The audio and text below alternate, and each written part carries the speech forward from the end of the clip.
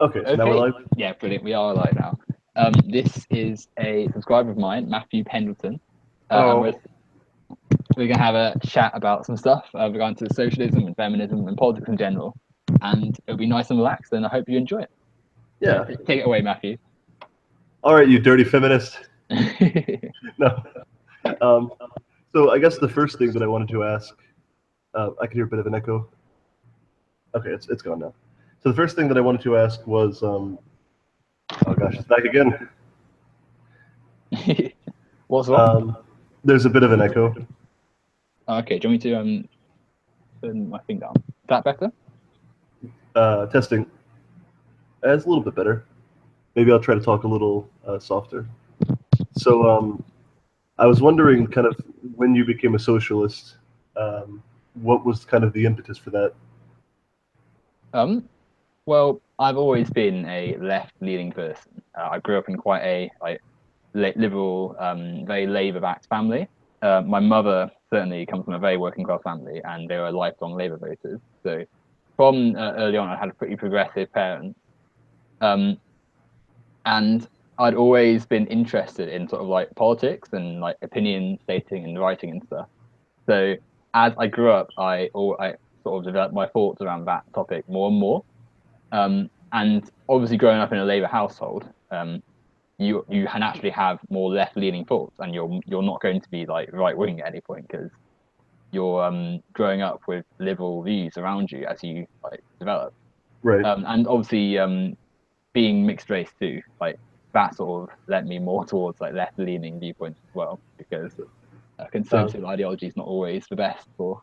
or according to Luke Deary, you're a mixed race demon. Oh God, Luke Deary, what a guy.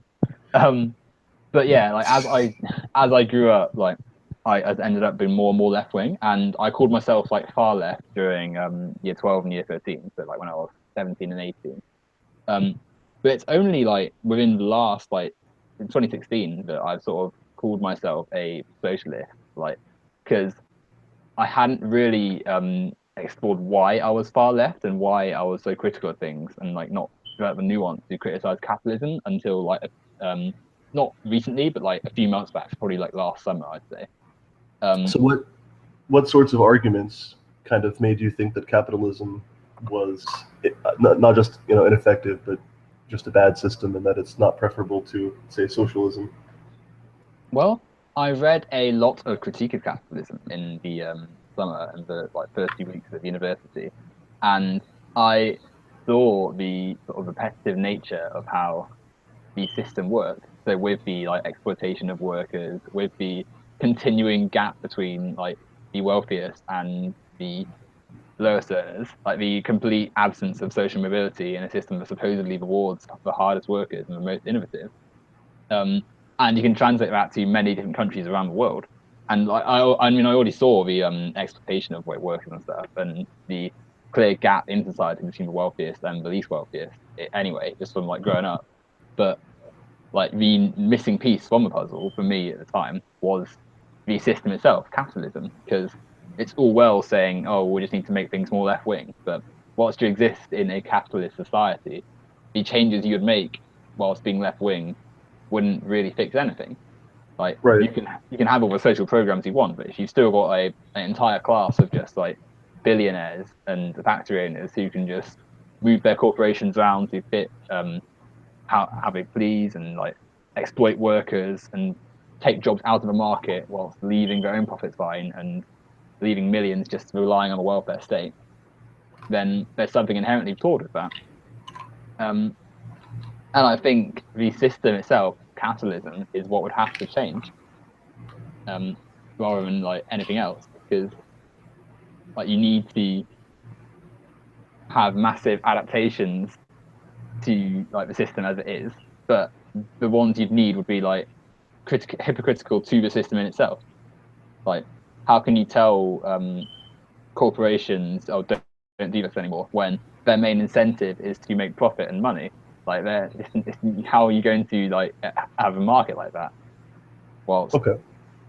and things like that. So yeah, like I think the more nuanced readings and criticisms of capitalism that I've like indulged over the last few months has led me to become a socialist and oppose capitalism. Oh, so this is a relatively recent thing, change in your belief system? I'd have said so, yeah. Like, not like the other day or anything, but Yeah. certainly within like. Yesterday, I decided I was a socialist. Yeah, exactly. Certainly since just like the sort of start of when I joined uni, and probably like I was leaning towards this sort of view anyway. But I hadn't called myself one before. I wouldn't have openly said like capitalism is an inherently bad system and we need to change it. My criticism would have just been like right wing policies don't work. We need to be left wing, without going into the nuance of why capitalism is the real problem. Right. So I should warn the people that might be watching this, like all 5 of you, that I just woke up recently, and so my brain is not firing on all cylinders, as it were. But I'm also a physics student. I'm not a political I'm not a political science student. I don't know much about politics myself, and I'm relatively uneducated on the subject, I would say, or undereducated certainly.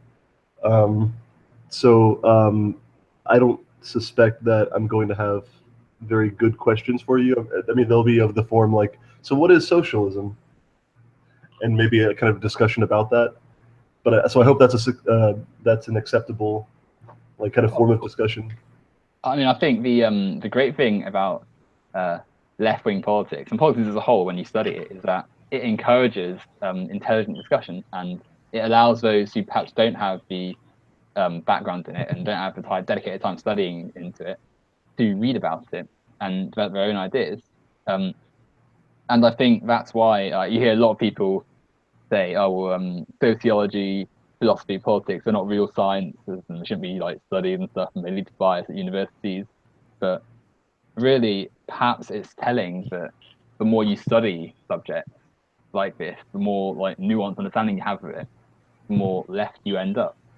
I hope that I get to talk to Christy Winters about this because I plan on basically talking about that subject, why people think that sociology and social sciences in general aren't scientific. And I hope that leads into a general discussion about what it is to be a science, what are the necessary and sufficient conditions. Yeah. Because in my opinion, sociology is a science. Absolutely. And I have a hard time understanding why people think that it isn't.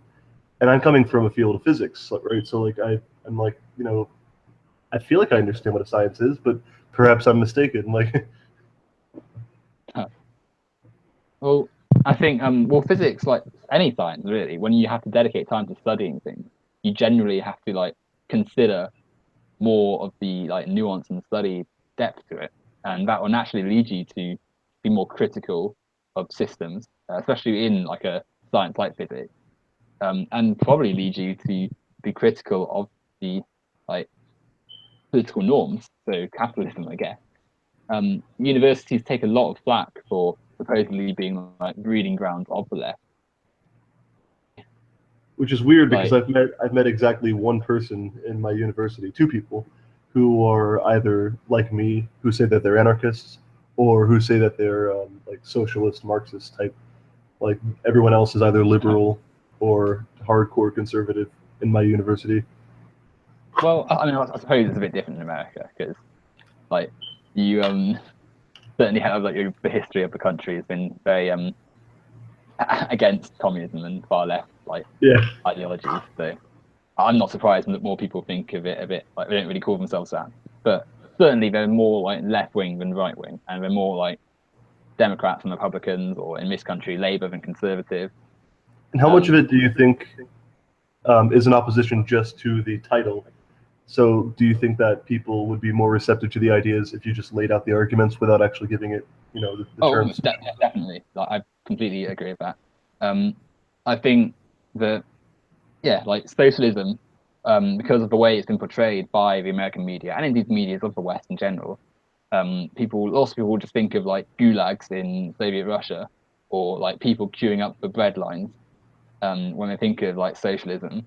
And then instantly, like when they think of capitalism, they think of like booming city centers and like lots of shops to buy food and stuff. Yeah, And they don't think of the child poverty and like yeah, the exactly. child workers. The way our media's been cultivated, and because of the way the Cold War ended, we've had this sort of narrative created of like neoliberal capitalism being this efficient, productive system that benefits everyone and it's better than any other alternative. Um, as many liberal historians and politicians declared once the USSR fell. Um, but so I completely agree that if you just like laid out ideas without necessarily labeling it as capitalism and socialism to a lot of Americans and people in the West in general, you'd see you'd see more criticism of the system we have. Like the idea, like free healthcare, for instance. Like people will in this country, in the UK, more here, will easily say that that healthcare we have, being able to go to a hospital for free, for the most part, is a good, very good, like crucial thing, and it shouldn't be something that should be taken away. But they wouldn't say, "Oh, that's an idea from socialism. That's a left wing idea." Um, despite the fact they've had that their whole lives, like they'd never think of it as, "Oh, this is the benefit of socialism here we're using in this system." Right. In America, it's a bit different because obviously, like socialized healthcare is something a lot of people have fought for a God, long time. in Yeah, America, there is no entitlement. Everyone just has to like make their own way in the world. My yeah, dad, maybe to avoid getting too personal, but my father, he thinks that everyone is completely self-made. That every event that happens in your life is a result of your actions, including, by the way, things that you can't control, because he thinks that the universe just kind of gives you, what's that thing called? It's like the secret, where he thinks that like, oh, you have negative energy, so negative outcomes are going to happen to you. It's like, what? so do What? people believe in karma then? In terms of like, Yeah, well, but it's just kind of like really like victim blamey yeah, way of looking at the world. yeah, Like it's just not like when you look at the world, it's just not a realistic way of like interpreting. it ignores the like existing institutions and their like influence on your life and on human life in general. Like Yeah, it's also really weird to hear like the language of like individualists who say that like you make your own way in the world, that you're responsible for everything that happens, because like we live in a society where we depend on the actions of other people, exactly. Yeah, and we're a social species. Interestingly, I think I heard War Corp say that we weren't a social species, and I was I like, think what? he did. Yeah, in one of the debates I had with him. Yeah, and that really like confused me because I was like, that's how we evolved. Yeah. Well, it's the argument of people who are like so firmly entrenched in capitalism or so like firmly defensive of it. What they'll say can often be like incredibly ridiculous. Like, um, I'm pretty sure War Corps is like a fact. He's basically libertarian, like with some of his views. He doesn't call himself one because like I think he's got the awareness to realize it's not the best like, thing to call yourself a lot of the time. But his how staunchly he defends capitalism, he basically is one. Um, So let's get to the big question then. What is socialism? Socialism is the idea that the state provides social care and programs for its citizens, and thus the state looks after its people, basically. So provides you shelter, provides your subsistence and food, runs transport, schools, essentially takes away the competition and corporations from interfering in um, various aspects of life through economic like manipulation and removes the tool of economic power and privilege that some have over others from lives. Um, so, for instance, there wouldn't be private schools, there wouldn't be private hospitals, there wouldn't be private like transportation. You don't have to pay for all these things, which like you would hope would be things that you get given to you for granted. And as a result, this would remove the huge economic inequalities and thus quality of life disparities in society. So, healthcare is one thing. Um, the fact that some people will never fall ill to the extent that others will because of their economic situation would not happen in a socialized economy.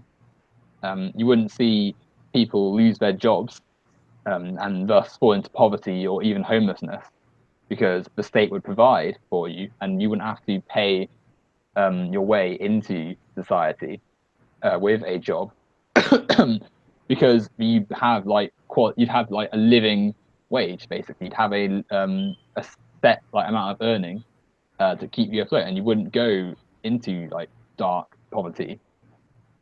And then you'd also see society become perhaps a true meritocracy as well, to a far greater degree, because instead of having like the best earners be people who started out with huge economic advantage and privilege, and could afford the best education and had parents who perhaps had more leisure time to dedicate to their children, you have the like everyone getting the same opportunities, thus going to similar level schools, thus the best people getting to where they need to be. And there's a good ideal taken from Marx, actually, to each according to their needs, to each according to their ability. Yes, I've heard of that. And yeah, it's a good ideal because you want, it's natural that if you give people the tools to be the best they can, and if you let people focus on where they're best suited to in society, you'll have the best productivity in those sectors. And and thus you can advance society in multiple different ways, like whether through literature, science, physical prowess, intellectualism. Like there's loads of different fields to which like socialism can improve society. And in fact, any market can be enhanced by removing the natural unfairness and economic inequality that capitalism causes. So the definition that you gave seems a bit at odds with what I understand to be socialism. So what I understand to be socialism is, workers' control over the means of production rather than private ownership of the means of production. So your definition was just a bit different than that. So is there like a difference between those two things, or am I just misunderstanding? Well, actually, yeah, there is a slight difference. I think that there's different stages of socialism, and that whilst the overall, like what you said, the workers having control of the means of production is the end goal, and what I advocate for. The state would regulate different areas of like society. So the means of production will be owned by workers, but for things like transportation, communication and stuff, for transition periods, like they would be state regulated and stuff rather than controlled by like corporations. And obviously, like the states themselves would be far better, like representative and substantive of the population rather than be like traditional closed off affair that is government a lot of the time in the Western world and world in general. I must profess that like my own description of socialism is a little bit like not flaky, but I guess non-specific because, like as you said, there's many different forms. And like I think when you say, "Oh, you want the state to control things," it's easy to make that leap to like authoritarian communism or Stalinism, basically, as we saw under the USSR. And I have to say that's a really weird like notion to me as well. The notion of authoritarian communism. I can see, even authoritarian socialism is difficult for me to understand because, as I understand it, socialism requires that workers have control over their lives and over their production, and in kind of authoritarian socialism, the state has control of that stuff. So it seems like it's not even really socialism to like say Soviet style socialism. No, it wasn't. No, because like so it had more of a tenets of fascism, to be honest. Like mass state control, mass not even state control, like state dominance over people, forced labor. The tenet of each ability to each need was ignored. Secret police, no like a clear distinct divide between the political class of Stalin and his buddies and the majority of the workers. Like it had more of the tenets of fascism, if you think about it. If we define capitalism, I mean, this is maybe not the best definition, but if we define capitalism to be private ownership of the means of production. I don't know if that's an acceptable kind of initial definition, but that's been my understanding of it. Then wouldn't we say that this would be kind of a state capitalist system then? In a way, yeah. So it's, I mean, if this is all kind of correct reasoning, then it's kind of silly and ironic that people who are usually enemies of socialism point to the failings of something like that I consider to be state capitalism. It is ironic, yeah. But these people are the same ones who think that the Nazis were socialists because they have Because they have the name name. socialism. Yeah, Yeah. exactly. Well, Christina Hoff Sommers calls herself a feminist, so. Well, yeah, exactly. Like she's somehow a representation of a good feminist, even though she's basically saying like women have it better than men. Yeah. Like laughable. The wage gap doesn't exist because reasons. Yeah, exactly. Like supposedly one video that has a lot of views because all the anti-feminists went and go and watch it is the debunking of feminism and the wage gap. Perhaps this is a good segue into the subject of feminism. Definitely. I feel like I apologize if it doesn't seem like we're getting anywhere in terms of like our discussion of socialism. I just wanted to kind of clarify what it is that you mean by socialism. I don't suspect that we're obviously going to give any good like groundbreaking arguments for it in a kind of hangout like this. So, well, there's no problem at all. Like I think with the definitions of socialism, as we said, there's many different ones, and I think what the like overall cultivation of society once we abolish capitalism has grounds for lots of debate, and I think it'd be great when we do have those debates about how we move forward from capitalism and where the best routes to go are, and how people should be governed or how we govern like ourselves. The main tenet for me at the moment would be the abolition and fight back against capitalism. And as long as we have people who can see that is the problem and that people need the agency and freedoms from capitalism, or take it that they are limited under capitalism, then the exact definitions of socialism can be like adapted on and evolved later. But I still think it's important to like obviously discuss socialism, but I don't see a problem with like not having a hugely like specific definition for it. So, is it correct to say that you're kind of pragmatic in the sense that you want to use currently existing tools to kind of better human lives now? Yeah, in a way. Like I think that we need to sort of like we can't really expect to like snap our fingers and just abolish capitalism straight away. Right. Because that would like devastate lives and we'd just like have a world that grinds to a halt. Like I want a society that can use the tools we have to create a better, yeah, like you said, like a better world for all. And we need to utilize what we have. And obviously, we want to get rid of capitalism as quickly as we can, but we aren't going to make people's lives better if we just drop everything and like start from scratch. So, and what do you think? What do you think about?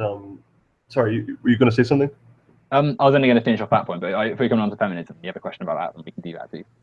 I was going to ask basically, what do you think about the? So we've got the kind of the slow transition from capitalism to socialism in terms of using currently existing systems to kind of ease the burden of everyday life. What about kind of the social transformation aspect where where people start to learn kind of values of solidarity and the kind of the dignity of like humanity like as an inherent like value? Well, I think that would be far easier to accrue actually. I'm personally of the disposition that socialism, if it was given fair treatment and people heard the ideas, wouldn't be as feared or rejected as it is today. I think that working classes around the world and people of less economic background are frankly sick of capitalism, but they're just not like it's not. They don't call it capitalism. What they're sick of. They're calling it like the system. So I think if you were to encourage ideas of decency and human like working cooperation. There you go, human cooperation and survivability and stuff. Then that would be something that people are appealed by because like it makes you happier, and it makes you like healthier too. Being around more people and being happier.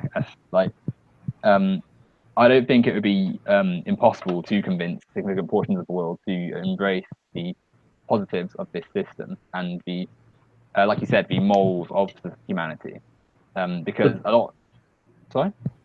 Well, there's no small number of people who would say that these are ideals which they could, stand behind, while simultaneously holding racist, sexist, transphobic, beliefs about other That's people. very true. But I think that a lot of the views like racism, sexism, and transphobia will be easier to debunk and defile when we lose the economic inequality that exists in the working class world. I'm not trying to like say, oh, it's stuff that you can't get rid of or anything, because we definitely could.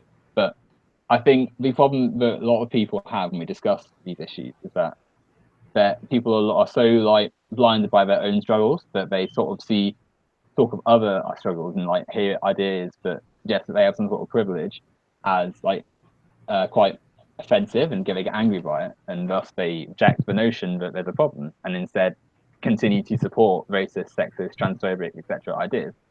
If you it's like I don't think like anti-feminism, for instance, would stand a chance in a world that was socialized because um you'd have created a society where equality has essentially been eradicated on an economic scale, and you could say to these people, without the blockade of mental blockade of like their own inequalities, you can say, well, we treat these people a certain way, and here are some ways we can stop that. It'd be easy to get through to people because suddenly you've removed their own struggle, and thus they can think, oh, well, maybe they give a point. Maybe there is something wrong with categorizing black people as more dangerous, saying women are inferior to men in the workplace and stuff. Or intellectually, as the history of philosophy would have someone believe, have us believe. Sorry, I'm tired. For example, like Ludwig Wittgenstein, the great kind of philosopher of the 20th century, who was he was really influential in the UK. I know around the time he was alive and kind of flourishing, and he's kind of a big figure. He's big. He's as big as he is mysterious, I guess, because the Tractatus is a very difficult thing to read. But even he was influenced by people like Otto Weininger, who thought that women were just kind of the antithesis of reason and purely sensual or sexual. And that's by no means like a kind of isolated opinion within the kind of philosophical world. You find like countless many like influential philosophers saying things like that. I think even Aristotle said things similar to that. Oh, definitely. Like the for however great these philosophers were, they had some pretty questionable views, as a lot of figures from before the sort of modern era did with a lot of things. So certainly, like we shouldn't use the idea that pretty much all the classical philosophers were male as the idea that somehow women have less weight as a like philosophical thought. Did you bring us back to what we were going to come on to? Did you have any questions on feminism? Because I think you were about to ask. Oh yes. I wanted to kind of segue into feminism for a bit. So, what do you think is kind of a good way to define feminism? I see feminism as the advocacy for the equality of the genders, and that pretty much sums up how it is, pretty much like the advocacy for gender equality. And the reason it's called feminism is because there are more ways in which women are unequal to men than there are men are unequal to women. So that, as a result, means that you can still say men are unequal in this way, therefore we fight on these grounds. But as there are more ways that women don't have the same status and equality as men, it's the feminism, the female. I often hear that people say, why don't we just call it egalitarianism? And I like you said, like the reason I think it would be really poor to call it egalitarianism is because that doesn't kind of capture the current, like the way that things actually exist right now, where Yeah. or how things actually are right now, where women are actually kind of materially more disadvantaged with things like the feminization of poverty. Women are more affected by poverty globally. Um, the ways in which women are treated by men within their social relationships, the ways that they're treated kind of in the system in terms of like, rape victims. So yeah, like men have a lot of problems, and I think it's really odd to say that, well, here are problems that, disproportionately affect men, therefore feminism's false, when it's like feminism is actually also, struggling against those things as well, because a lot of Yeah. those things come about as a result of, certain beliefs, irrational beliefs about gender, like men ought to be a certain way. Yeah. So when you say that feminism is, gender equality, advocacy of gender equality, do you mean strictly in a legal sense, as a lot of anti-feminists, often kind of take it to mean, or do you mean something more? Oh, definitely something more. Like, obviously, legal rights are important as well, and they have been pretty much improved on, like found and sorted out for the most part. But to imply that society, like equality, just gets achieved the second you create a law, as some would have you believe, is like ludicrous. Um, as anyone can with like half a brain can see, it's like racial equality acts were passed in the 50s and 60s, but you still saw the KKK marching through parts of the South in like the decades afterwards. You still saw the race riots in like the 90s. You still see like the fact there is still a KKK today, and it like as defenders shows that there are still problems with race, and you can go into like that to all you mean. Like just the idea of just putting a law down and then suddenly all the equality being achieved and all the sexism ending is like so like stupid, basically, that I can't see how people can willfully say once you pass a law, equality is done. Okay, Um, then how do you respond to some? Sorry, I keep interrupting. no, it's no problem. You go ahead. How do you respond to the very kind of like ubiquitous claim on the internet that you know Western women aren't oppressed? We only need feminism in the in non-Western countries. Again, it's a ludicrous claim. Um, I think when these people hear the word oppression, they think of like women being stoned if they drive a car in Saudi Arabia, or women getting sent to jail for like cheating and stuff. And like, yeah, obviously that's a more stark, easier to hone in on form of oppression, but you still have to look at well the situation in the West and the various ways in which women don't have the economic, political, social, like cultural standing that men do. And yeah, it is a form of oppression in a way. Like just because it's not as direct as like literally having men going up and taking your wife to like a public whipping, that doesn't mean that like there's no oppression at all. Or a more Um, general kind of statement, I guess, would be just because X is more oppressed than Y doesn't mean that Y isn't oppressed. exactly. So this is a Like kind of really faulty inference on there, and this is such a widespread kind of like counter that I see all over anti-feminist videos. That mm, I mean, I've always wanted to make like counter videos or like response videos to these, but it's just it would be saying the same thing to every like anti-feminist on the internet, basically. well, I mean, ironically, anti-feminists tend to say the same thing over and over again. Over and over and over again. Yeah. I mean, as Warcorp's test that he's given is like nearly 3,000 videos and like And not even just yeah, poor war corpse, also like TLD or yeah, Sargon of Akkad, yeah, just all these like big name anti-feminists, like they seem yeah. to make these kinds of really faulty inferences, and and they're not stupid. Like you can tell that they're not stupid. So you wonder like why are they like how could they make such like obviously silly inferences as like, oh, if you want real oppression, go to the Middle East. I think in a way they play to their audiences. Like they know that they've attracted a large group of very vehemently anti-feminist people who are very easy to like attack feminism based on one or two like flimsy tenets and are quite right wing, and they know a lot of it is just like manipulated rubbish, and they can see when things go wrong. Like with the video, I think Garrett and H1 guy did a video on Sargon, and he like had a study which he clearly read but like wrong in one of his videos. I don't know if you've seen it, but Yeah, I know what you're talking about. yeah, like Sargon like clearly would have seen that when he makes a video on it, but he doesn't, and there's no consequence because his video has like he's got more subscribers.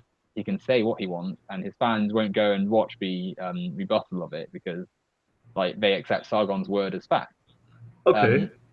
And his that produces money for the creators of the anti-feminist content.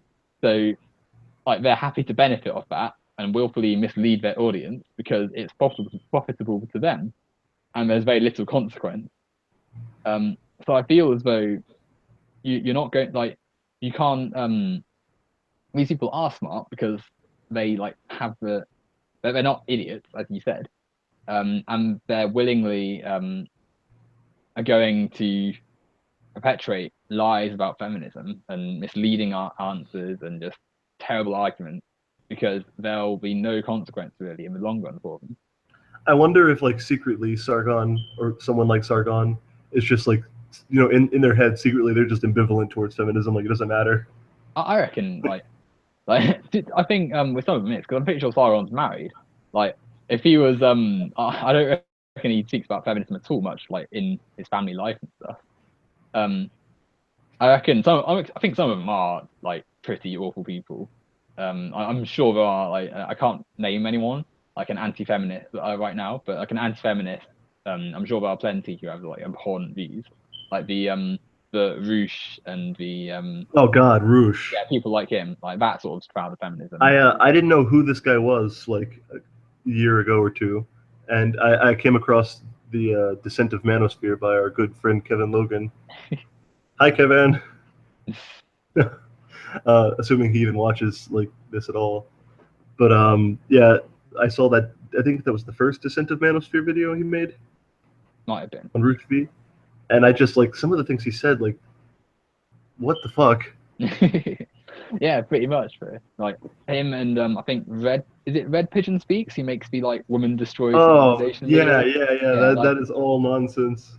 Like those ones, they're just like clearly the most misogynistic you can get out of them. But people like even War Corps, like I don't think War Corps has the views he just certainly doesn't have the views he has in his videos. Like he doesn't act like this screaming like child when he's like in real life. I reckon he must do it to play to his audience of people who are like, upholding the most misogynistic, sexist views, and he's happy to sort of overlay more reason and like rational responses to it. Do you play to that? Because whilst I'm sure he disagrees with feminism, he doesn't like he's not, I'm sure he doesn't actually think that like sexism is over. Like I can deep down he knows there are problems. It's just he's happy to ignore it to adhere to his very right wing, very questionable audience and fan base. So what do you think patriarchy means then in feminist theory? Patriarchy is the idea that society and culture is set up to or essentially benefits whether subvertently or advertently men over women and is more favorable to men over women. So examples of this would be continuing misrepresentation in institutions and political and business-like organizations, the way that economically men have higher rates of earning and success than women do on average, the idea that men hold more cultural status than women, which is seen in the way that men are referred to than women, and just general things in society too. So what about the institution of marriage? Yeah, for instance, like I've always found it really weird how women lose their last name and kind of get and the children will more likely than not take the man's first name, like last name, than the woman's. Yeah. Or we double barrel. Like it's very rare you'd see a man give up their first name, like, give up their surname. What about the types of attitudes that men have just in general about women, say on the streets when they're catcalling them? Yeah, exactly. Would that be an example of patriarchy? I would say that's probably more leaning towards rape culture there, which we can come on to in a second. Yeah.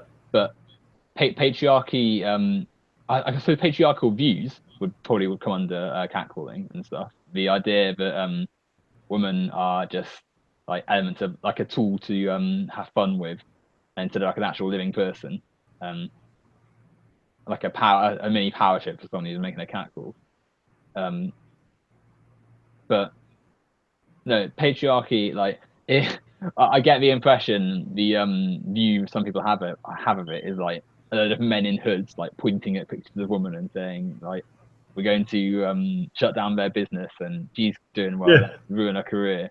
Like so patriarchy is not a conspiracy theory about how men just want to try and like ruin the lives of women as best they can. Yeah, no, it's not a conspiracy theory. It's another example would be the way that it affects men too. Like you look at healthcare, how lots of men's health issues just go like really resolved and don't have enough attention because of the idea that a man shouldn't be like exploring emotional issues and shouldn't be going for help with stuff and they should be man enough to do it themselves, supposedly. Which, like, the ironic thing is, anti-feminists will be like, men's health is more dangerous than killing than women's health, and more men die of suicide. Therefore, feminism is wrong, and it's actually a matriarchy. And it's like, well, if you listen to what feminists are saying about patriarchy, then you see that these things are being combated and are being discussed. But you're just sat there making these ridiculous arguments and helping no one. And also, like, this is another thing that gets me with anti-feminists. Like, I see all the time about how a lot of men, more men commit suicide and more men have depression and stuff. But then you're not doing anything to like you're not raising any awareness about that. All your videos are just slating feminism, and in fact, you're saying things like "weak men are faggots." You continue to use terms like beta male and cuck. Like, yeah. You're feeding to this narrative of making men feel miserable by implying these things about weak men and who's a good man and who's not. Like that's a very good point. Like, I didn't even think about that. Well, I think like it's just I find it so ironic these people can raise these points when their own attitudes towards a lot of men is like disgusting. Like look at someone like the attitude they have towards like Steve Shives. Like literally, I watched a bearing video the other day on him where he's like he's got like a mocked up image of him with like buck teeth and he's saying like he makes fun of him saying like he can't lift up a few shopping bags and stuff and he makes like a cartoon of his wife and it's like all. You wonder why like lots of men are miserable when if you like dare to oppose their idea of what a man should be, then a famous YouTuber or anti-feminist YouTuber will make like slanderous art of you and post it all over the internet and get all his fans to troll and abuse you. And it's like there were probably some like men in Bearling's audience and other anti-feminist audience who perhaps take a bit of umbrage with some of the insults being thrown around and stuff who don't then they can't express it in that community because they'll be made fun of themselves and thus that's contributing to their own misery and unhappiness and feeding into the things that like feminists are actually trying to raise awareness about. So I just find it incredible how these people like have so little self-awareness. Yeah, that's a very good point.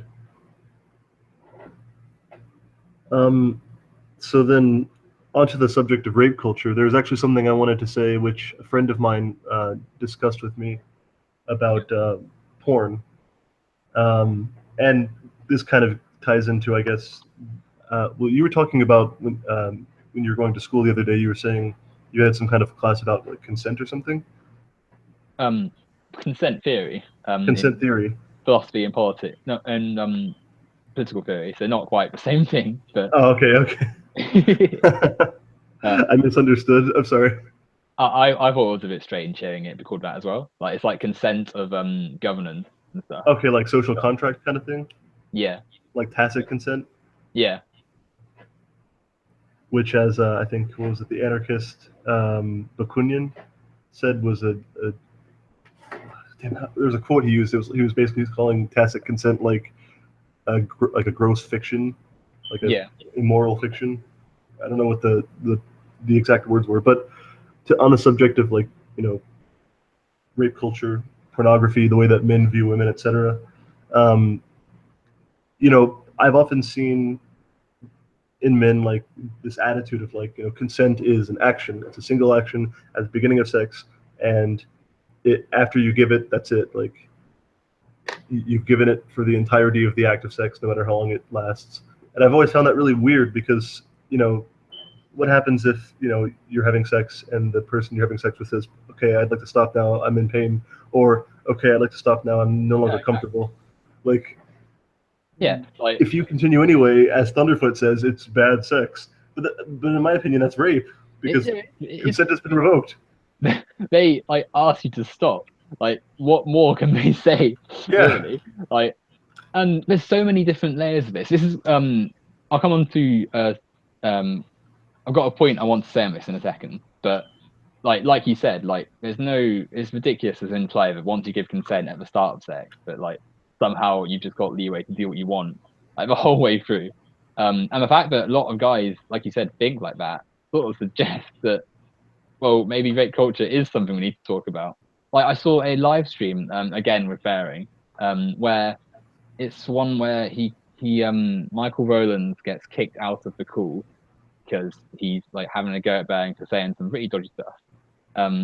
But Bearing's like implying that once consent's given at the start of sex, that it's done and like it's fine to continue. Like, and they're saying like, oh well, what if the girl's unconscious? And Bearing's like sort of mumbling his way through it and stuff, and not really giving a whole like response to it. And it's like, why can't you just say yes, it's rape if she falls unconscious and you're still Yeah. like having sex with her? It's ridiculous. Like, and that should be obvious too. And what I'm like gonna come on to is like, I don't. A lot of people say, oh well, saying things like teach men to not to rape and just teaching people not to rape is pointless because there'll always be rapists and most people aren't rapists. And it's like, well, yeah, maybe you can just say I'm not a rapist and I wouldn't rape anyone. But if you're defending these things, then yeah, maybe we do need to still be teaching these things. But also like the actual sexual pleasure of like part of it comes from the fact that I'm like sexually pleasing the other person, not that I'm just sticking my penis into like some semi-conscious person who's like trying not to have sex with me. Like, and who's asked you to stop as well? Like, Jesus Christ, I don't get where you like that comes from. Like, so what do you so the current like state of porn to a large extent, I think, is one in which like consent is implied at the beginning of the video, but like it's kind of not dealt with again throughout the remainder of the video because the subject, I guess, is just for male pleasure. Like it's for them to see the act, get off, and then it's over. But what about porn in which consent is treated as a continuum and not as an act? So maybe, maybe this is a weird, like, it defeats the purpose of porn. I don't know. But what about porn that says like, at the beginning they agree to it, and then the girl says, I'd like to stop, I'm uncomfortable. The guy says, okay. They cuddle, and then like maybe later on she's like, hey, I'm sorry, I'm feeling a little better now, and then they continue, just to show like consent isn't just this like one-time thing. Like it's got to be present at all times for it to be morally permissible. well, I agree. I think that porn has potential to be a really useful thing in sort of combating dodgy views around sex and rape and stuff, because you could have a like you said, a sort of video like that where consent is not given, the sex stops, and then they come back to sex later, and it's better for both parties because both parties are enjoying it again. Like, and you and in porn, like between two consenting adults or however many consenting adults, like is fine. That's like it's just people who want to have sex and show themselves on camera. But the problem comes when you, like you said, you have essentially people taking their like sex education from porn, thinking that all sex is like what happens on porn, with like ridiculous scenarios happening during the porn as well, and then transferring it to real life. Like, hate to use it, bring him up again, but War Corpse. I mean, he basically celebrates the fact he watches porn in like half his videos, and you can sort of see that in his views around sex, in like his almost like obsession with various like sexual positions. And it's like, well, you kind of see how sexist attitudes are reinforced by this idea that once a woman just says yes, a man like can treat her like an object, basically, regardless of how the woman actually is. Like, and I think we should be able to have a society where porn is something that's got lots of freedom and has consenting like values to it and stuff, but also with actual like sex education programs in schools to make sure that people know that what goes on in porn is porn and entertainment, and not just like the same as actual sex for everyone. Like, there needs to be proper education around sex in schools, instead of like an entire generation of people growing up thinking what goes on in like some gaudy like dodgy porn establishment, where the actresses are treated like props, is what the same as what happens in real life. Otherwise, you end up with people who watch War Corpse videos and boast about how they like. I'm not even joking. I think I saw a comment on one of his videos saying like, I saw my first porn magazine at 10. Like, I jacked off to it in the toilet. It's like, well, great for you. Like, Yeah. I'm glad you're happy, like boasting about that on your War Corpse videos. Yeah, that's weird. Um, so what you're saying is, in terms of like educating people about consent, you're saying that those campaigns to teach rapists not to rape, that's not just women going to actual like rapists and saying stop it, like don't do it. That's not just that. Like, that's such a like stupid point though. Like, people who say like, oh, you try telling a rapist not to rape and see what happens to you. It's like, well, yeah, they obviously don't mean like tracking down actual rapes going on and being like, oh, please don't rape them. Like, Yeah. you change attitudes by teaching people when they're young, and making the idea of also you can make the idea of sex without consent like unappealing and unattractive, because like you can make it so that a person would never want to just stick their penis in something that's like not moving and doesn't want to have sex with you. Like, Yeah.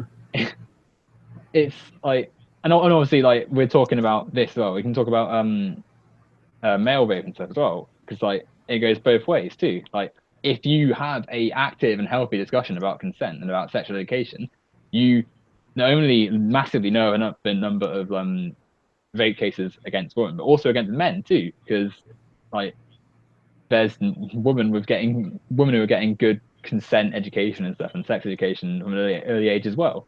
Like, it's better for everyone.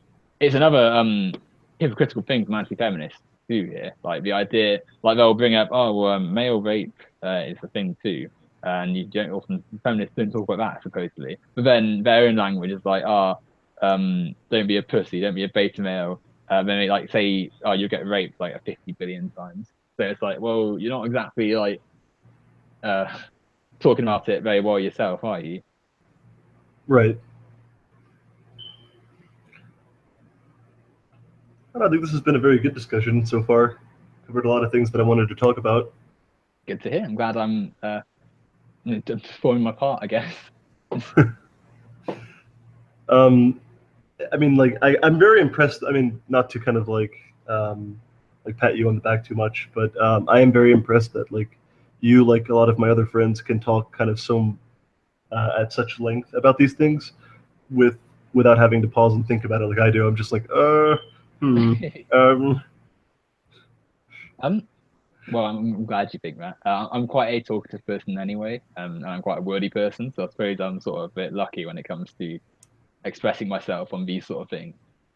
Um, but no, I think it's good to like express ideas, and especially on YouTube, there's a lot of, for the last few years, there's been a massive like wave of anti-feminist this, like our wrecked feminist videos where it's like some guy with a camera goes and films like some woman who often they're not even doing that much wrong. They'll be like saying something and be like manipulated to make them look bad. But there'll be like thousands of feminist arguments that are really good, and suddenly they'll find one woman who's like screaming about something ridiculous, and who's like, "Oh, this is what feminism represents in 2016." Yeah. And it's to use as an entire argument for feminism. But I think there's going to be a sort of lashback to that, because I think people are sort of starting to some people are sort of starting to realize that the case for feminism perhaps isn't as crazy as first thought. Well, I'm an example of that. I was, when I was 18, 17, I thought that, well, first I thought feminism was whatever. Like, I was ambivalent towards it because, I heard the definition and I was like, that sounds good, but has nothing to do with me. And then when I turned like 19, I was a big fan of The Amazing Atheist and a bunch of other YouTubers, because at that time I was still kind of getting away from my Christian beliefs. Yeah. Because, I was a Christian back then. Now I'm agnostic. More or less an atheist. I mean, philosophically, I'm agnostic, but I guess there's this new distinction called like agnostic atheist, and that's probably where I fall. I don't believe that there's a God, things like that. But back when I was like 19, I really needed that kind of community of like atheists, because I was basically surrounded by Christians, and it was not fun. Having a dissenting opinion in a group of people who think that your opinion's not only wrong but is repulsive. So it was nice to have that community, but then that community transformed into this kind of anti-feminism, like vehicle for anti-feminism. And at the time, I was like, yeah, that feminism seems stupid. Lol. Ow. Sorry. And it took me probably another year to kind of get out of that, and I had to argue with a bunch of feminists. I had to get my ass kicked in a lot of arguments because I didn't know what I was talking about. I had to be embarrassed, but I learned from those kind of like experiences, and I realized that I didn't know what I was talking about. And when I started reading feminist books, I started reading things like Bell Hooks, Angela Davis, like I learned that I was wrong. Like, feminism isn't what I thought it was, and is actually a lot more nuanced. Or if you go to things like Stanford Encyclopedia of Philosophy, I think it is, you can look up the article on feminism. I think there's an article on feminism, and they've got just all kinds of nuance to the movement. It's much more than just like women want equal rights. Like, it's a lot more than that. Yeah. And in fact, in my opinion, it can almost kind of be abstracted to a general critique of gender, in the same way that, say, anarchism could be a general critique of like hierarchy. And in fact, I would argue that you would not be a consistent anarchist if someone identifies as an anarchist but an anti-feminist. Like, I don't think you can be an anarchist without being a feminist, because gender hierarchy is the aspect that feminism is trying to deal with. What's that? I completely agree. Like, it's the same with me. I don't think you can be firmly left-wing and anti-capitalist without also being a feminist. Like, you need to be critical of the many elements that capitalism delivers inequality in society, and one of them is gender. And my own story with feminism and like how I became a feminist, I guess, is I think that with me, like I distinctly remember actually. We were watching a news story about UKIP in my family, and one of my brothers was like, "Oh, why are UKIP bad? I know they're bad, but I don't know why." And I started explaining that, "Oh, they've got some pretty dodgy views. They're anti-immigrant. They're a bit bigoted, they're racist." And when I said that they're sexist, my mum was like, "Oh, you're hardly one to talk, are you?" And like I did very like typical thing that you see on the internet. Where it's like, "I'm not sexist. I believe that we're going to be equal rights. I don't discriminate against women and stuff." And I was like, "Oh no, well think about it, Erin." And like, so I did think about it, and initially again I was like, "Oh well, I don't see where what she's talking about." But then when you think about it, and you think about all the small things you do, like there are ways in which like sexism has manifested in me, and like how I did have many things I did which like gave the impression that I thought less of my female like people that I knew than male people that I knew. Right. And so I think the interjection that I had, or like mini sort of wake up call that I had, sort of steered me on the right path, because I fear as though had someone not said to me, oh, you need to look at these things, I would have ended up like, I don't think I'd have ended up like an anti-feminist. I wouldn't have been like ever like, a feminist is cancer and stuff. But Yeah. well, I wouldn't have been like useful really, because I'd just be sort of one of the neutrals who just Hello. avoids arguments and stuff. Oh, sorry. The hangout cut out for a second. Okay, it's all fine now, though, yeah. Yep. Okay. Yeah, what I was saying was, I don't think I'd ever end up on the anti-feminist side, but I'd be a neutral who just like, I'd be like, oh, we're both equally bad, and just staying out of it and not really being of any use to anyone. Yeah. But I didn't really call myself a feminist until like the start of 2015, I don't think, because I just sort of just agreed with it, and then I didn't really do much of it. So I'd be like, oh, it looks decent and stuff, and I would agree with those who were like making feminist points and stuff. But I wouldn't ever really like go out of my way to be like, oh yeah, I'm a feminist. And I think that a lot of people are sort of in that mindset, because you see people who like essentially they are sympathetic to feminism, and they probably agree with most of the tenets of it, but they see the sort of hostility that a lot of people have towards it. They see the arguments that go on around it, and they think, oh, I don't really want to be part of all that, and often justifiably so. Yeah. Because yeah, I think if I for someone wouldn't want to be like involved in some mass common war with people screaming like everything at you. Yeah, I've seen examples in real life, say like people in college, when you say that you're a feminist, at least in American colleges. I don't know, like this is from my own experience. You know, a lot of guys who are anti-feminists will approach you and start just hitting you with a barrage of questions that you're not prepared to answer, that you're not even comfortable answering. Like maybe you don't know enough about that particular subject, and then it's like, once you can answer one, you move on to the next one, and it's like rapid fire, and you're just like off your game, and you're like, what's going on? Like, and I can understand why you wouldn't want to call yourself a feminist in public, because I don't want to get hit with a bunch of like a barrage of questions. Like when I came out as an atheist, like same thing for just any dissenting view, I guess. Really, when I came out as an atheist to my family, I was hit with a barrage of questions that I tried. From my perspective, I'm trying to answer it very clearly, and that requires me to pause and think. What's the best way to convey this? And they take that to mean like, oh, you're stalling. You don't know what you're talking about. Like, here's another question. Here's an unrelated question. Here's another question. And it's like, yeah, that's a very unpleasant experience, because number one, you feel like quote, you're losing, which is like that's kind of a silly way to kind of conceptualize these things, anyways. But number two, you feel like what you have to say isn't important to the people you're talking to. Like you feel like they don't care what you actually have to say because they're moving on so quickly. And so like I appreciate conversations like this, because you obviously give me as much time as I need to like kind of think about what it is that I want to say. And that's the way that I think that these types of conversations should be had. Like I don't think that it should be kind of a debate where it's like me versus feminist. I'm going to destroy the feminist, because it's like then it's too hostile. Like you think too much in terms of this is an enemy, and not let's have a constructive conversation where we see where we disagree and we see whose argument is stronger. I don't think that anyone would have a problem if you said I don't think that your argument's very strong, as opposed to that's a shit argument. Like, well, yeah, I agree. Like I think that you can see that if you're like, say I'm a feminist, and then someone posts like some stat, oh well, these men were killed here by a feminist, so what's your response to that? yeah. And like you're supposed to just somehow have like a textbook Wikipedia answer for this. Citation needed.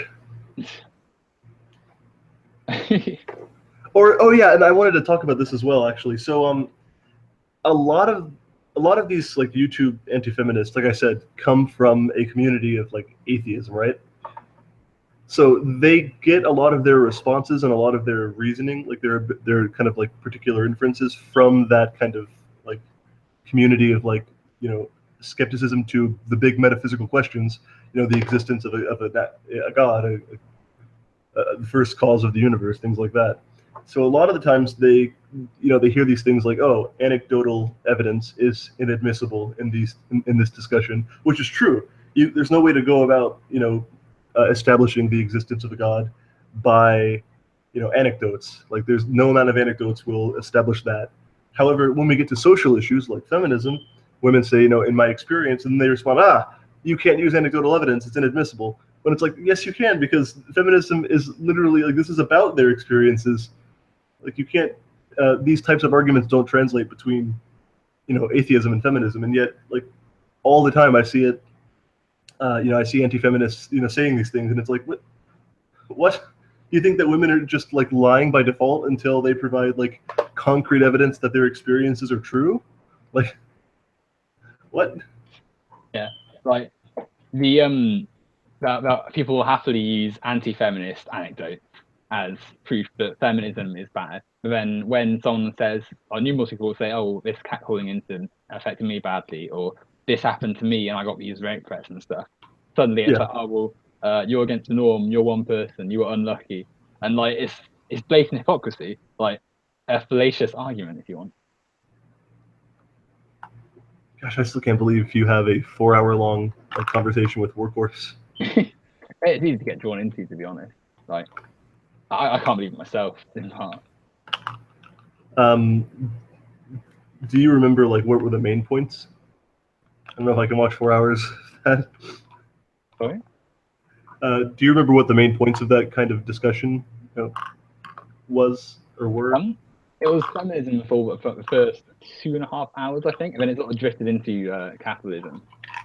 Okay. Did you resolve anything? No, we didn't agree by the end.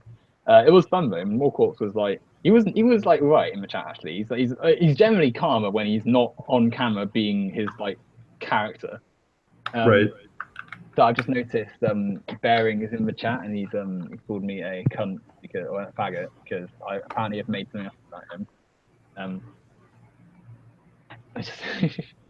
Yeah, they care so much about these are the guys that care so much about men's rights when you're shaming them for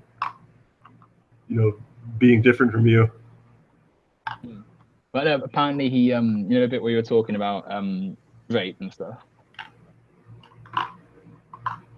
What's that? We were talking about rape and what counts as rape and stuff. Okay. I can't remember the kind of my train of thought in that. Apparently, I said that Bearing said something about rape, and he Bearing disagrees, but he said it in quite colorful language too. I'm gonna have to once we finish this chat, I'm gonna have to check this because. What is this? Sorry. What are you talking about? Sorry, in the chat, Bearing has said, "No, you didn't, you fucking idiot. You've made that up." Oh, is there like a chat? Yeah, there's a live chat. Oh, I'm not. Where do I go to like find this?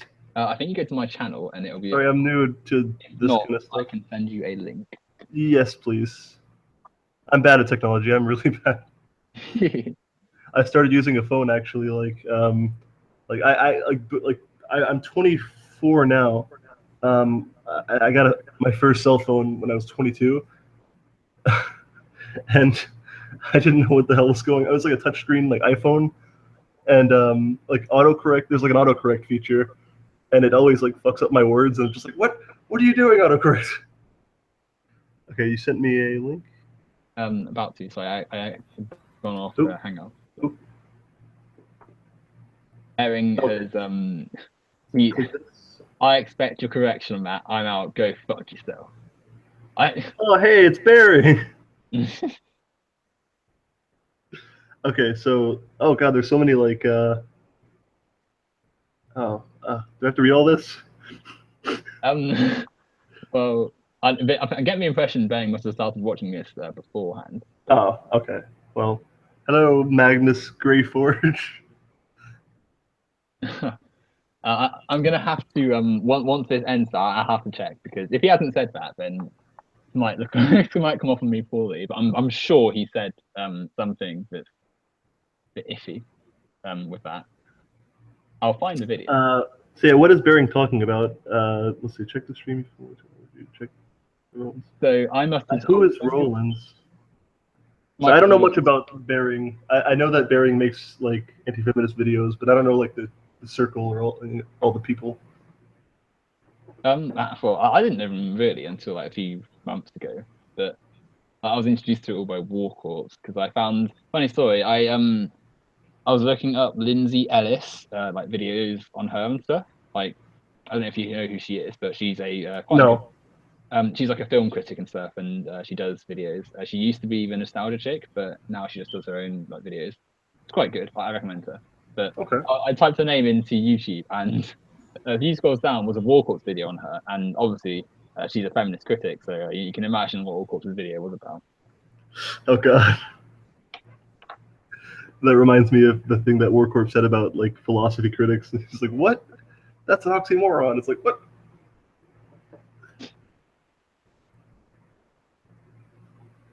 Yeah, Magnus is our biggest fan. Yeah. I feel bad now because I didn't realize there was a chat, or else I could have like responded to it. Well, the thing with chats is like, because I'm speaking to you and it's like a two-way conversation. Like, it's kind of you're multitasking. You have to concentrate on what someone's saying whilst typing different things as well. Yeah. Who is the man they call Jane? At the beginning of the chat. The man they call Jane. Hey, I've noticed Luke Drury isn't here. That makes me sad. I know, Luke Drury, what a guy. He his views are very questionable, aren't they? Like, I think he said that like I should fight the hiring of gender and ethnic minorities over me or something. And it's like, well, maybe it says more about you if you're like, you know, the first thing you think of when someone gets hired is, they're black. Yeah. Like, no reason why you weren't hired, Luke. I don't understand why Luke is constantly saying like calm down and then following that up with or I'll like force you to calm down. Like I'll make you calm down. Like when I first saw that, like I thought that was like serious and I was like, dude, what the fuck? Like well, he said he was gonna have a sword fight with me at one point. A sword fight? Yep. It's just a bit weird, isn't he? I feel kind of bad now because I feel like maybe Luke is suffering from some kind of like a mental illness, and maybe that's where all these like comments are coming from. Because this doesn't sound like something that neurotypical people do. Well, I don't know, like because he's been following my account around for like months. So. Oh goodness. Okay, so then. That's really weird that Bering was like watching the live stream. He subscribed to my channel. He makes a comment every now and then. I think I annoyed him though, and I think to be honest, prediction time. He'll make a video on this, and he's going to like send his fans over. Well, if they're truly free thinking, then they won't act as if they're a hive mind. Well, I mean, if the thing is though. Because he thinks I've said something. He thinks I've said something against him. What did you say? I've missed it. I said that he said that he didn't think that having sex with an unconscious girl was rape. And I may have muddled this up slightly, but there's no. He won't give any leeway. So I'm not gonna lie. This is probably the point where he sends his fans now. But. Well, that'll be entertaining at least. It'll be interesting, yeah. I'm fairly sure I wouldn't have said it if I don't think it was a joke. Yeah. Okay, so Mangus Greyforge is a Bering fan. Is that the inference I'm supposed to draw? Yeah. Okay. Mangus is watching live. This is weird. I feel like we're sort of just reacting to things in the chat, which like we won't be able to see once the video's done. Yeah. Well, I think it's nice that you evaluate individual points. That's all you can really ask for. Like. Well, no, exactly. Like you want arguments, but don't rely on like ad hominems and other fallacies. Oh! Thank you for bringing that up. I wanted to bring this point up as well. So I don't know how Bearings fans are because I don't have much experience with Bearingworth fans. I know like from like Kevin Logan that there are controversies surrounding Bearing and fans and like bullying or something like that. I don't know the details though. But in general, I've noticed there's a trend with anti-feminists on YouTube who basically to call out fallacies or like to hunt for fallacies, and they often seem to me to be using the fallacies incorrectly. Like they just Google, a list of fallacies and then like try to memorize them, but they don't understand what a fallacy is. So I've actually like studied a good deal of logic, and I feel like I have a kind of I know a little bit more about fallacies than I think the average person does. So, a fallacy is just, a faulty inference. So the important point is that a fallacy, requires an inference. It requires an inferential structure. So to say that, like, if I say, you're an asshole, in a conversation, that's not an ad hominem. An ad hominem would be like, don't listen to that guy. He's an asshole. Like his points are implying that his points or his arguments are, faulty because he's an asshole, because of certain characteristics. So like oftentimes, people will be like, oh, that's an ad hominem when someone's like, oh, what an asshole. And it's like, no, it's not an ad hominem. That's just an insult. Like statements by themselves about someone's characteristics that has nothing to do with the like inferences or arguments. It's just or like straw man, or not straw man. What is it called? The thing where it's like no true Scotsman. There it is. Yeah. So people often call out no true Scotsman when you say that's not how that's not what feminism's about, or that person's not a feminist. And the no true Scotsman only works if the person in question, meets all the conditions for being a feminist, where the conditions are agreed upon within the context of the discussion. Yeah. So if someone points out that they don't meet all the conditions, it's not a no true Scotsman. It's just it's just a fact. They're not feminist. Like. And I often see that as well. So I just wanted to kind of touch on that. Like, fallacies are important to call out, but that's not the end of the discussion. And you have to understand what a fallacy is. You have to understand what we're talking. You have to understand that fallacies only have significance within the context of, arguments, not, assertions. Yeah, exactly. And the no true Scotsman fallacy. Like the amount of times that's been thrown at me, like I'll be just talking about socialism in a comment section, and they'll be like, "Oh, well, the USSR had gulags, and Cuba had Castro killing people," and I'd be like, "Oh, they wouldn't really be forms of socialism I advocate for." It's like, "Oh, no true Scotsman." It's like, well, it's not really, because it's a critical difference between the systems we've said. Like, oh god. Yeah. But no, like the absence of critical thinking from many, I think it needs to be in schools again, because that's how you avoid like this sort of. Well, I've never liked. I mean, at least because in America, in the high school, it was terrible. Like I didn't learn anything in high school. I learned like maybe the quadratic formula. Like I can recite the quadratic formula by heart. That's about all I remember from high school. I don't remember anything else. And I remember just. I don't know if it was the authoritarian atmosphere, the fact, or the fact that I have such a different like style of learning, that rote memorization, the kind of like recite facts, that kind of teaching just never appealed to me, and in fact turned me off, to learning in general. So I only started learning about logic and critical thinking, after I turned like 19, 20. So I mean, this is relatively recent. Like I'm 24 now, but I mean, you're right. Like they should be more interested and invested in like developing a more critical attitude towards things, and not just critical in the sense of being skeptical. I mean, more rigorous too. Like actually asking yourself, what are arguments? What are kind of like, what are good arguments? What are bad arguments? How can I evaluate them? These are things. I mean, this isn't like trivial. This isn't like to not be able to do this doesn't mean that you're stupid. So like admitting that you can't do it or admitting that you don't quite understand isn't a bad thing. Like Yeah. I mean, like, look at the politicians, globally, like in America, the UK, who make just terrible arguments, and people wouldn't say that they're, well, I mean, I guess they would say that they're idiots, but, um, you know, but I mean, you could be really well educated and still not be able to make decent arguments, or tend to make bad arguments.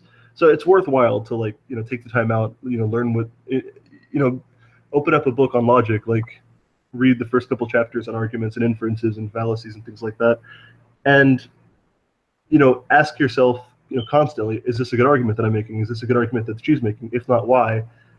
Don't just stop by saying that's a shit argument. Kind of really challenge yourself, because the process of doing that will, like, change how you think about the world. It will make you much kind of quicker. You won't fall for so many things, like, and perhaps if anti-feminism turns out to be true, like, the only way you're going to get us to accept that is if you actually do present good arguments. Because right now, like, to be honest, I've never really come across an anti-feminist argument that was very, very seriously, ever. Like, there's not even one example I can give of an anti-feminist argument where it's like, wow, that's an actually good critique of feminism.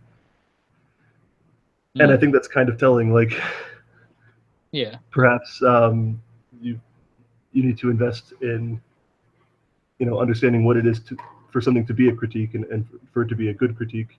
Like, I was having an argument with one guy who was trying to say that validity in the logic sense, like validity in the colloquial sense, is just like true, like, but in the logic sense, he was trying to argue that validity implied truth, and I was like, no, it doesn't. And it's like, yes, it does. And it's like, okay, well, I can say that the argument all x's are y's, or if all x's are y's and all y's are z's, then all x's are z's. That's a valid argument. How in the world could that possibly entail truth? We don't know what x, y, and z are.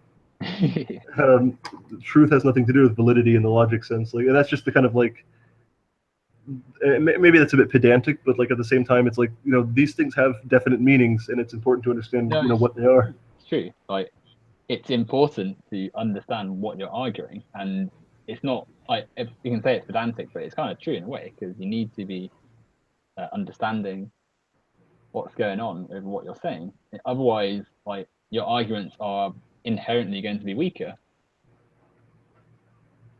So Mangus Greyforge is talking about British politics. Actually, that makes me, I want to ask a question now about British politics, because I don't know shit about British politics. I barely understand American politics. What do you think the differences are between American politics and British politics, and what is Mangus on about? Those are two questions I want to ask. So, for those of you who can't see the chat, or you won't be able to see the chat, Mangus has said, I live near Eton and hate just how family-based British politics is. And he's got a point. Like, British politics is far too determined by the British political tradition, and essentially a select group of richer elite families who've all gone to the same private schools, gone to the same universities, and thus have a wealthy route into politics, at the advantage of those who don't have access to Eton and don't go to Oxford. And consequently, Parliament is largely comprised of people who were privately educated, went to either Oxford or Cambridge University, hence Oxford, had private tuition at times, but essentially richer, and it shows that money is what you need to get into politics still, pretty much. And thus, it's an inherent flaw of the system, because you can... What the fuck? Sorry, I just read what... Yeah, I saw that as well. That wasn't David Cameron, Mangus. That was just some guy at Cambridge University, but probably What a douche. Tory. Yeah, he did. It was a £20 note as well. But no, money in politics has to go, because whilst you do, you're not going to get real change, because you don't allow for unique people-based ideas, because whilst you have rich donors dictating policy because of their financial influence, you can't instill real effective change. And as for, like, British politics and American politics different, the British Parliament, I would say, is probably a little bit more democratic and fairer, because you have to win a majority in the House. Though, I mean, our system's still atrocious, but Americans just slightly more because our votes. So you need to win a majority of 325 or more seats in the House of Parliament, or House of Commons even, to win the general election. And there's 650 seats in total, and in each constituency, whoever gets the most votes takes that seat. And thus, the Prime Minister, the person whose party reaches that majority. So obviously at the moment it's Theresa May, but before it was David Cameron, because Cameron was the one who won the election, not May. Whereas in America, it's based on the Electoral College, and you don't have to assign your votes to what your state voted with, but it's very rare that they don't. But the difference is that whilst in a state you can have many different districts and councillors and like areas voting one way or another, it's the overall result of the state that matters. So Florida, that's been the most recent election, voted for Trump. So Trump gets the electoral votes of Florida, and some of every single state. So it's a little bit different. I'd probably need to have a sort of book with me here to like discuss it in full. But it's still they're still both terrible voting systems because it's still both first past the post, where you get one vote, and if your vote doesn't count towards your inner like area or constituency, then it's essentially annulled. In America, we saw that third party voters were higher in number than any other year, basically for decades, and they still got no seats representation. Basically, two-party systems just don't have a clue. They can't, in a modern political environment, they don't have relevance anymore because they systemically undermine the will of the people. Because it's like basically impossible for them to get into any sort of power because their voters are spread across the country rather than in select areas where, like, for instance, Labour and Conservatives have they've got more focused areas where they win votes. So Labour more in the cities, the Conservatives more in the countryside, rural areas. And third parties take votes out of the first two, but not enough to actually win seats as a whole and states and stuff. So they're not going to have a chance in first past the post voting system. But we can be here all day if we talk about the unfairness of first past the post. I actually wrote a project on that in year 13. Shows you how far I went into it. But it might be interesting at some point to share some of your work. But if we ever did that, like, my only concern is I have trouble keeping up with kind of long-winded things unless there's also text in front of me. So I'd have to be able to I'd have to see the text while you were like reading it or reciting from it, so that I could like follow along the arguments. And yeah, but that would be kind of cool, just like a let's read. Maybe. I think I still have the copy with me, so I could do it at some point. I've always been a fan of kind of popularizing, or I've been a fan of the idea of like popularizing like academic things, like personal academic writings, or like just talking about academic subjects, like, because I mean, at least in my life, like, I'm a big nerd. I basically spend all of my time like reading textbooks and watching lectures, and I feel like there's not enough people to talk to about that kind of stuff. Like, they're just like, oh, that's boring, keep that away from me. So popularize it, make it popular. Human learning is fun. It's great. Yeah. Do you have any other topics you wanted to discuss? Well, there's more I want to discuss about each of the topics we've discussed so far, obviously. But if we're talking just general, like, I want to cover certain things. What are your opinions on things like anarchism, the currently existing anarchist movements, and the different strands of anarchism, if you know any of that about any of that stuff. I sort of know a little about the different strands of anarchism. Though with anarchism as a whole, I think that the tenets and value of abolishing government is one I understand, because I can see why people would be ultimately fed up of like higher up institutions dictating nationwide policy, and drawing up boundaries between nations and stuff as well. Like there's no, you can make very good points for the argument that individual agency and the quality of life goes down when large surveillance is placed above them and for the state of the control of the state. As for anarchism, though, I'm not entirely convinced by like abolishing all forms of centralization. I think whilst government needs serious regulation, and I'm unsurprised that people want it gone, given the state it's fallen into. I feel as though if you remove money from politics to completely, then you lose the thing that corrupts politics in the end. Because whilst you have capitalism, you always see governments fall foul of just corruption and falling into decay and illegitimacy through money. And under better systems, that wouldn't happen, I don't feel, because you wouldn't have the money factor to lure people out of honesty and integrity. It's been my understanding that anarchists don't want to abolish like government as such. They want to abolish a very particular type of institution called the state, which is like a monopoly on violence.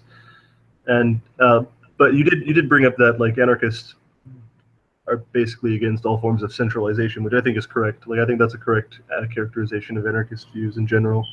But I would add that like I think that anarchism also implies anti-capitalism, because it's a general critique of hierarchy, and a lot of people I know on the internet call themselves like anarcho-capitalist, and I think that that's like doesn't exist. Like it's not a thing. Libertarian, you may as well just call yourself if you're calling yourself that. Yeah.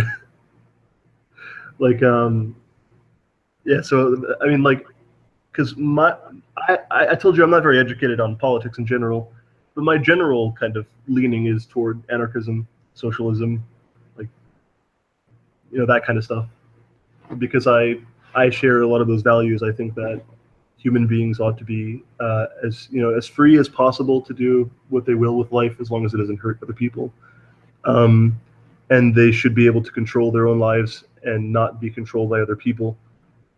So in the workplace, as well as just within these kind of governmental structures.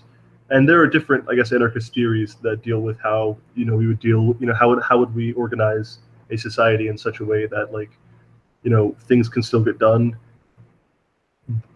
without being part of an oppressive institution. I think there are merits to that, and I certainly think that as society progresses, as humanity would progress without the need for capitalism, you can see that sort of mindset coming into fruition. I just feel as though, it sort of comes back to the current tools argument, I guess. I find it hard to conceptualize a loss of centralization in its entirety, and people would be able to cope, would be able to sustain itself. I think anarchism is probably more like the ideal. It isn't necessarily like we should abolish all forms of government right now. Like it's more like an ideal to strive for. Like we should be critical of institutions, all institutions in our lives, which could create a relationship of hierarchy and dominance, and that sort of thing. That's my impression of anarchism. I'd say it's inaccurate, though. The criticism, how far it goes, it's not the same as abolition, I guess. So. Yeah. But I think certainly criticizing institutions is fundamental, and it's certainly in the current environment you almost have to do it, otherwise you risk even worse conditions. Another topic I wanted to actually bring up that I forgot about until just now was Black Lives Matter. So is that a thing in UK? Like I don't know. Yes, it's definitely a thing. There's protests and stuff. But what are your thoughts on that? I'm definitely for it. I feel as though it's another one that's got like a ridiculous amount of unnecessary backlash, because of like manipulation and like distortion of that. You look at the state of like police relations in certain communities, and you can easily see why it's needed. Like Right. police treating black people like subhumans. Actually, oh, sorry, misspoke there. Police treating people in the communities as though they're like able to be like pushed around and stuff, like they're not even worthy of respect. Rather, Yeah. When you say subhuman, it sounds a little bit like Yeah, like KKK yeah, members. yeah, I know. And like Yeah, the general situation with police in the United States, around, especially where I live in Indiana, like, they're very like, mentality. I mean, it's bizarre. Like they drive around with like their guns drawn sometimes. Like I don't know what the hell's going on. The other day, like my friend was leaving my house, and he told me not to come outside because apparently the cops were just everywhere around there with like or with their guns drawn, and I'm just like, oh shit, like what the fuck? Well, it says But a lot of it. Like the fact that the police are so quick to like be so radical in their method. The casualties it inevitably causes shows the need for a movement to raise awareness. And I feel as though like the fact that people took umbrage with the slogan as well, Black Lives Matter, like it's as though somehow that means that they're saying, oh well, white lives don't matter. It's like, yeah, well, they're obviously not saying that. Like, why would people be saying that? yeah. How do you draw the inference? Like, yeah, it's like with oh, it's feminism, so that means that they don't care about men's rights. yeah, Like, it's the same people making that argument. I just and find it beyond frustrating. and in addition to being a movement which basically says, hey, police are killing black people at an alarming rate, and there's elements of racism involved that we need to deal with, and in general, like police violence is a problem we need to deal with for all people. Black Lives Matter also, I think, has politicized a lot of people who otherwise would never have gotten into politics, who never would have like gotten into organizing and getting into groups and discussing political issues. Like, and I think that's a really big deal. I think that's a huge, amazing, like, awesome thing. Like, I in my local communities, like when I was in Louisville, there were people that otherwise I feel like wouldn't have ever, gotten into politics, who were bringing up just like really good points. I thought like they were getting, together in their local communities, and they were talking about how to bring about, real material change within their, communities, what kinds of things they can do, like how they can basically like, say, hey, the police are coming, be ready, be careful, be on your guard, like just kind of moves of solidarity in that regard that I think like would increase.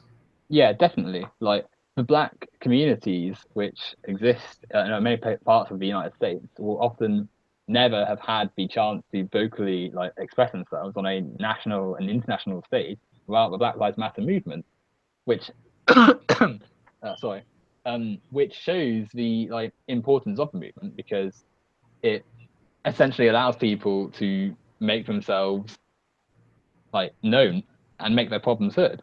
And the fact that so many have just taken it as, oh well, they're protesting white people and their existence, therefore they're a racist movement, just it shows that like that there is still an institutional problem in this, because people will just say the second a black person raises their like thoughts on a situation and refuses to be a bit negative about the situation, right, based on their race, that oh well, this obviously means they hate all white people. It's like, well, no, they never said that. And yeah, like like with feminism, these people just go and find some like crazy black person who's saying that that the white scum burn down white people, like, and just turn that into it's the whole movement. And generally, have to look at the ridiculous reaction to that. The poor black people who tortured a white man with mental disabilities, I think, or I'm not sure the exact specifics, but the essentially poor black people went after a white guy, and suddenly that's Black Lives Matter is a terrorist KKK for black people. Like, and I would respond to Mangus really quickly before the chat moves on too much. It's not that Black Lives Matter or people like them are saying that police brutality is the cause of merely racism. What they're saying is, look, there are these racist killings happening. Like we are, black people are being killed because they're black by white cops. That's occurring. That needs to stop. Not that the general trend of police brutality is caused merely by racism, or that it's only affecting black people, because obviously that's not true. Like, it's obviously there's not like police is always going to have people in it who have a wide range of views, with the most liberal people in it to people with really disgusting views. And I don't think that it's a case of like, a lot of the time it isn't like intentionally going out to target black people. Sometimes it's just like inherently, we're the police, we stick together, these people are bad and we have to deal with them.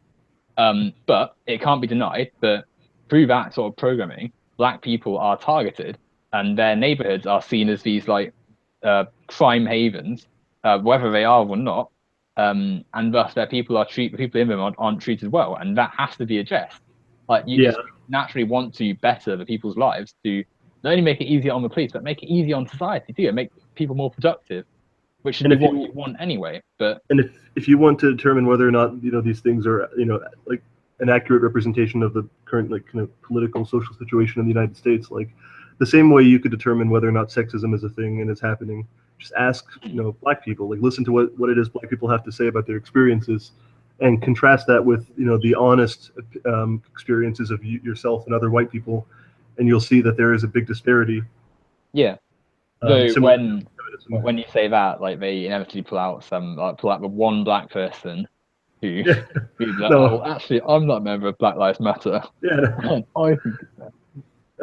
I would say ask a lot of different people and see the general trend, like because people don't tend to lie. I mean, sometimes they might exaggerate a bit, but people in general don't tend to lie about their experiences, especially if you ask them very specific questions about their experiences.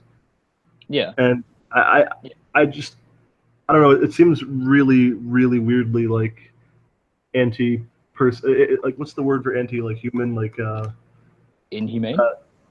That's not the word I'm looking for, but I can't think of it right now. It's artificial. What's that? Artificial.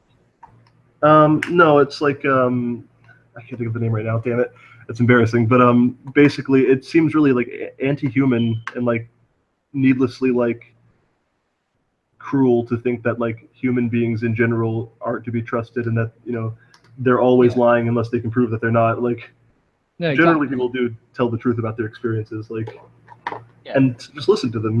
What do they have to say about their experiences? How many times are you followed in the store as a white person, by a police officer or a security guard?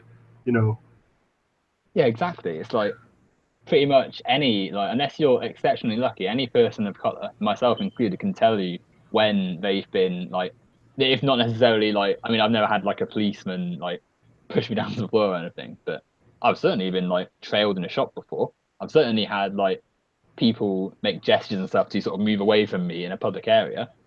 Like things have happened like which show that there are still cultural like stereotypes around black people, and that has to change. And I think that something as distinct as saying Black Lives Matter is important in establishing that change. Yeah, I agree. And a lot of ground, isn't it? Because like fem in feminism, black and Black Lives Matter, and it's the same people complaining about both. So I overestimated our audience. I thought that we were going to have like 5 people, and I think we have like 2. We it says we have 4 at the moment, but does that include me and you? Yeah, probably, to be honest. Well, I mean, I only have like 8. I think I have 80 subscribers. And I mean, you're hardly gonna like get everyone full into the audience at this time, are you? So, yeah. But we've got a good audience. Mangus and Lonely Wolf 1980. I'm sorry you're lonely. When this finishes, though, I'm gonna have to check that stream with Bearing in it, because Well, I mean, I don't like. I'm fairly sure he was. I don't think he literally said like it's not rape. I'm sure he wasn't. I said at the time like he wasn't making a great like defense of that, or like he wasn't really responding very well. So I'll have to check it again. But it'll be interesting to see if he makes a response. Oh, okay. I'm scrolling back and like reading some of the Bearing comments now, and I'm just like, what's going on here? I'm really sorry, but I have to go in like a few minutes. So Yeah. I've not got much time. So shall we like sort of steer it towards a conclusion? Okay. Well, I mean, since this isn't like a debate or like a general discussion about one particular thesis, That's true. I guess Yeah. the way I would conclude would probably be along the lines of like, it was very fun talking to you, and I look forward to discussing more stuff in more detail, and maybe sometime like we could look at anti-feminist videos and kind of like discuss like their merits and and where Yeah. they're just wrong and things like that. Yeah, definitely. And I also would like to have a discussion where like we interact with the people in the chat. That'd be very handy. Assuming that it's not like 100 people constantly, like typing like target and things like that. As Bearing did earlier in this chat. I mean, he said, "Oh, you're a fucking idiot to me. You absolute fucking idiot." Then who is this other faggot? So yeah, lovely. That's amazing. And then lying cunt, fucking retard, go fuck yourself. Every single comment he made has an insult in it, and he like swears in every single one. So that's what a rational person does. Maybe that's just kind of like, well, like what Bering is what, Australian or something? Yeah, he's Australian. Is that like guy from Australia, Lonely Wolf, 1980? Is that something that like Australians do? Is that like a cultural thing, or is that just Bering? Well, I'm never a Hashtag not all Australians. Technically there's no such thing as a set thing for a nationality. I mean, technically, Yeah. I advocate for citizens that want to. I guess you can see the American in me. Like I can see the differences between like different like American groups, like Southern Americans and things like that. But when it comes to other countries, I'm like, oh, you're all the same. Brits all the Brits are like tea drinking, like pinky in the air, like proper. No, but if I'm sure Bering is compiling his response video as we speak, but if I'm wrong and he didn't say that, then I'll apologise now.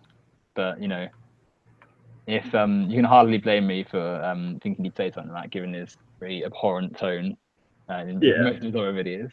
Well, I just thought that was a normal like thing for Bering to like use a bunch of curse words. So I didn't read much into it.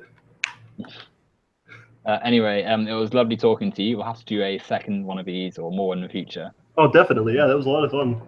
I apologize to you and to kind of anybody who watches this in the future. I'm not very quick on my feet, as it were. My brain doesn't move very fast. I think more deeply about things, the more, obviously the more time I spend with it. But when it's a conversation like this, especially with debates, I'm shit at debates. Like, I just crumble. I'm like, oh, shit, I don't know what to say. I love debates. I'm glad this isn't a debate. I've never been like trained in a debate, but yeah, so we should definitely do another one of these. Absolutely. And I want to like include like Kevin Logan, but like Kevin never seems to answer me. He'll answer one day. But I want to ask him about like, because I think he's like a history major, or like he went to college studying history, and I want to ask about his kind of like experiences there, because I think it would be really cool to learn more about him in that regard. Yeah, definitely. But anyway, thank you for listening, everyone, all 4 of you. And yeah, thanks for listening. See you next time.